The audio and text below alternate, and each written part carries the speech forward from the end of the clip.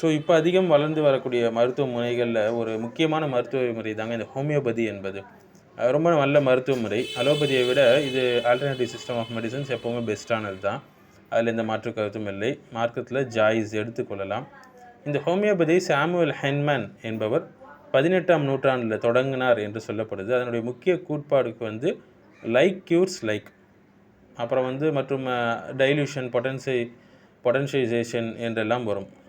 So energy memory என்று சொல்லுவாங்க. அதாவது எனர்ஜி மெமரினா ஹோமியோபதியில் சிலர் என்ன சொல்லுவாங்க, தண்ணீர் வந்து மருந்துடைய நினைவுத்தன்மையை வைத்திருக்கும் என்று சொல்லுவாங்க. இந்த அதிர்வுகள் வைப்ரேஷன் மூலம் குணம் கிடைக்கும் என்று சொல்லுவாங்க. இதை அறிவியல் ஆதாரங்கள் இல்லாமல் வெறும் ஆன்மீக அதிர்வு சக்தி என்று நம்பினால் அது தவ்ஹீதுக்கு ஒரு ஆபத்தை ஏற்படுத்தும். மருந்து வந்து நம்ம இருக்கக்கூடிய காரணம் மட்டும்தான். நிவாரணம் அல்லாஹ்வுடைய கையில் இருக்குது. கடவுளுடைய நாட்டம் இல்லாமல் மருந்து பலன் அளிக்காது. மருந்து எடுத்துக்கொள்வது ஒரு நல்ல விஷயம், சுண்ணாவான விஷயம். அதை பயன்படுத்தி கொள்ளணும். அதற்கு வந்து எந்த மருந்துக்குமே சுயசக்தி என்று ஒன்றும் கிடையாது. எல்லாமே கடவுளுடைய நாட்டத்துக்கு கீழே தான் இருக்குது. கடவுள் நாடினா தான் அதனால் குணம் தர முடியும்.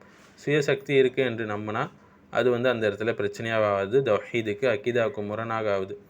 ஸோ வந்து அது ஹலாலான பொருள், ஷிர்க்குடைய கலப்பு இல்லை, விஞ்ஞான சோதனை அடிப்படையில் இருக்குது, மருத்துவர்கள் பரிந்துரைக்கிறாங்கன்னா அப்போ அது மார்க்கத்தில் அனுமதியாக மாறுது. ஆனால் அதனோடு வந்து இந்த மருந்து எடுத்துக்கொண்டாலே உடனே நிவாரணம் கிடைச்சிரும், கடவுளுடைய நாட்டம்னா தேவையில்லை என்று ஒருத்தர் நம்புறாருன்னா அது வந்து சில நேரங்களில் ஷிர்குல் அக்பராக கூட மாற வாய்ப்பு இருக்குது.